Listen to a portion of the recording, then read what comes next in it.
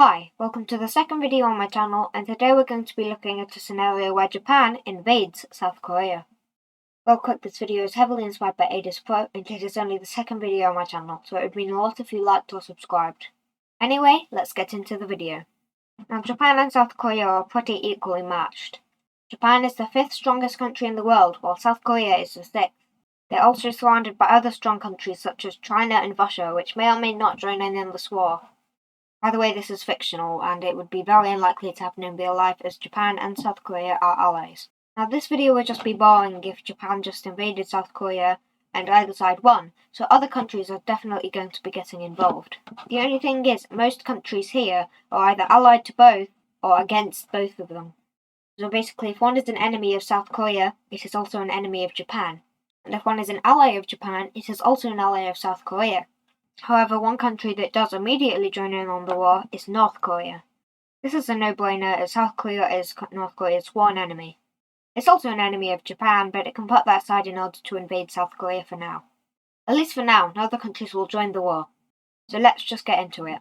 Japan makes a small landing in the south, and makes a landing on the small South Korean island. South Korea starts to push the Japanese back, and North Korea marches along the border. Japan fully takes this island, but is pushed out from mainland South Korea. They make another larger landing in the south, which expands eastward. South Korea starts to push the North Koreans back, and starts to push back the Japanese. There is one very interesting factor that can completely change the course of this war though, and that, of course, is the United States of America. For now, no more countries decide to officially join the war. However, some countries start supplying weapons. Australia and New Zealand are sending support to South Korea, and so are some European countries like the UK, France, Germany, and Spain. Since Japan is the aggressor, most neutral countries still see Japan as the sort of bad guys, and therefore decide to help South Korea, like India and the Philippines. However, there is one major country that is helping the Red Team, and that is China. China is North Korea's greatest ally, and the Red Team appears to be winning this war, and so China thinks of maybe joining war on the Red Team as a potential land grab. It sends support to the Red Team, but it doesn't actually join the war. Japan makes a landing in the east. South Korea uses its newfound weapons to help defend.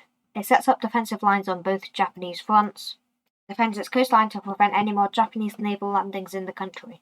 It pushes the North Koreans back to their border, and it starts to push up into the country, captures some of the North Korean coastline. Japan pushes south along the coast, which broadens its front. Japan tries many times to make a naval landing on this peninsula, but the South Korean Navy is able to stop them each time. Eventually, South Korea pushes the Japanese out of the south. However, Japan continues to push in on its other front. Japan's army storms north, they push along the coast, and starts a spearhead campaign towards Pyongyang. Encircles troops in the south, and eventually captures them all. We can see South Korea is definitely winning against North Korea, but it is still losing against Japan. It continues to push in, finally makes a landing on the peninsula. By the way, the capital of South Korea and its most valuable city is Seoul, which is around here, I think? It's quite close to the border with North Korea. Anyway, Japan expands its newfound front.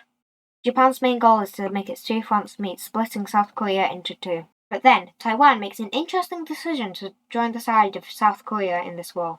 It sends troops north and helps recapture this island. Soon after, though, Japan makes a landing in the country. South Korea continues to push into North Korea. They push along the coast in the east. Japan makes a push from one of its fronts, and then the other, but South Korea starts to push them back. Japan pushes along the coast, while South Korea pushes into the easternmost Japanese front. Japan expands its fronts in Taiwan, which defends it surprisingly well considering how weak it is, at least compared to Japan, who is the 5th most powerful country in the world. The Blue Team encounters even more success in North Korea, where they push up and capture Pyongyang. They continue to push north, but North Korea does not surrender. Japan tries once more to reconnect its two fronts, and gets closer than the last time, but they are once again pushed back. Japan does however retake this island, and starts to supply troops to North Korea. It then starts to push back. A stalemate is formed between North Korea and South Korea. Japan makes a naval blockade around Taiwan. This means it can no longer send troops to South Korea. Realizing that Taiwan is sort of just a distraction now, as it's no longer sending troops to South Korea, it decides to form a defensive line and stop its invasion of Taiwan for now. South Korea pushes back Japan, and it continues to push into North Korea. It begins a spearhead campaign in order to split the country into two. Japan slithers around the South Korean coast. However, South Korea is finally able to split North Korea into two. However, this causes some unforeseen problems. Like in the early 1950s, China was afraid that South Korea would continue going north into China, so it decides to join the war on the Red Team. Now this completely changes the tides of the war. See, while China is the third strongest country in the world and will be a huge help to the Red Team, and has a population over 1 billion, by invading South Korea and joining the war, it technically also invades Taiwan. So a certain North American country decides to join the war on the Blue Team. I think you can see where this is going. Now with the USA versus China, much more countries would likely join into the war. But for the sake of not making this video way too long, this isn't going to become World War III. Unless it already has, I guess you can decide that. Canada and the UK also decide to join the war on the side of South Korea. Since all of South Korea's new allies are very far away, however, while China is much closer in proximity, Chinese troops arrive much faster and they push into North Korea. They retrieve Pyongyang, and Japan pushes down the coast. Eventually, they completely cut South Korea off from their southern coast, but soon American troops arrive in Japan. Since Japan had a majority of its troops invading South Korea, it wasn't defending itself. So the Americans, Canadians, and Brits work together to eventually cut Japan in two. They decide to withdraw a lot of troops from South Korea, and South Korea is able to retrieve its mainland. Japan is able to push back the west and establish a defensive line. China completely takes Taiwan, and South Korea fights back the Chinese. Now that the US has joined, many anti-American countries have decided to help the Red Team. This includes countries like Russia. They don't directly join the war, but they decide to send weapons and armor to the Red Team. South Korea establishes another defensive line in North Korea. South Korea makes a surprise landing in Kyushu, and eventually takes the island. It retakes its island in the south, but China and North Korea continue to push south. Throughout the war, Japanese civilians have been protesting against the war. By the way, I know nothing about Japanese politics, so the people I'm going to be talking about are completely made up. But the Japanese leader that originally invaded South Korea hoped that the war would be over before the end of his term. The Japanese government just starts to collapse. The military is left on its own and it starts to flail. South Korea captures Shikoku and makes a landing in Honshu. It pushes in some more and establishes a stalemate. It then decides to push back North Korea. It pushes north, and with high morale it does surprisingly well. But while South Korea succeeds, Japan fails. The Americans make a huge push, splitting the country in two, and soon after capture Hokkaido. After a month, Tokyo is taken, and Japan, who no longer has a government, falls into anarchy. Islands like Hokkaido, Shikoku, and Kyushu all decide to gain independence, and what is left of the Japanese government surrenders. South Korea can now focus all of its troops in the north, and with swarms of American, Canadian, and British troops arriving, they have ease pushing into North Korea. Eventually, what is left of the government surrenders, and they even start to push into mainland China. They retake Taiwan. China realizes that all their allies are gone, and that this is not a war they can win, so they make the smart decision to kind of just opt out of the war. But wait, that is just scenario 1 of 2. I will also be looking at a scenario where instead the Red Team wins. In this scenario, when China joins the war, the US does not intervene, which makes it much easier for China to win the war. By the way, I won't be looking into the scenario in quite as much detail as I did the other one. You might say the other ending is just the canon one. They capture Taiwan and storm down North Korea. Japan makes a push down the South Korean coast and pushes in from the south. China makes a landing in southern North Korea, which pushes outwards. Eventually, the two North Korean fronts meet up, and many South Korean troops are encircled and captured. South Korea is completely cut off from its southern coast, and the Japanese fronts try to meet up. This time, they are actually successful, and they start to close in on the southern part. China and North Korea continue to push in, and eventually South Korea is pushed back to its border. Japan continues to close in on the south, and a large number of troops located there surrender.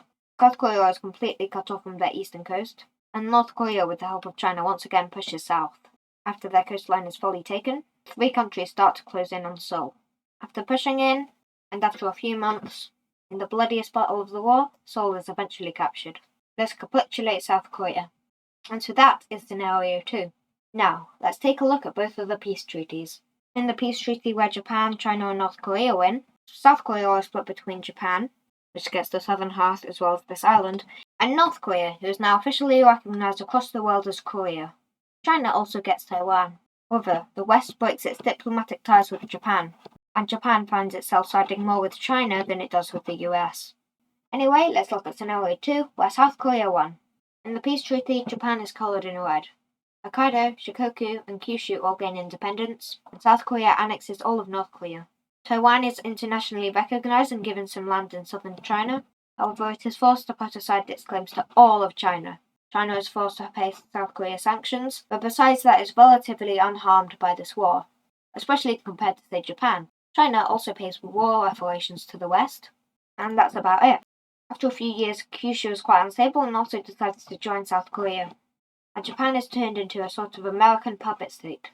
Overall, the war ended up hurting both sides. It will take a long time for annexing North Korea to actually be beneficial to South Korea, which is now internationally recognised as just Korea, and of course, wars are never good for countries. So all sides take a bit of a hit from this, I guess besides the West. But that concludes this video of what if Japan and South Korea went to war. As I said earlier, this is the second video on my channel, so it would mean a lot if you liked and subscribed. You clearly enjoyed the video as you watched the whole way through. Feel free to give me advice and video ideas in the comments. Not videos that AdizzPro has already done before though, but video ideas would be greatly beneficial. I'm looking to continue the Empire series. However, Adizz has already done a lot of the countries.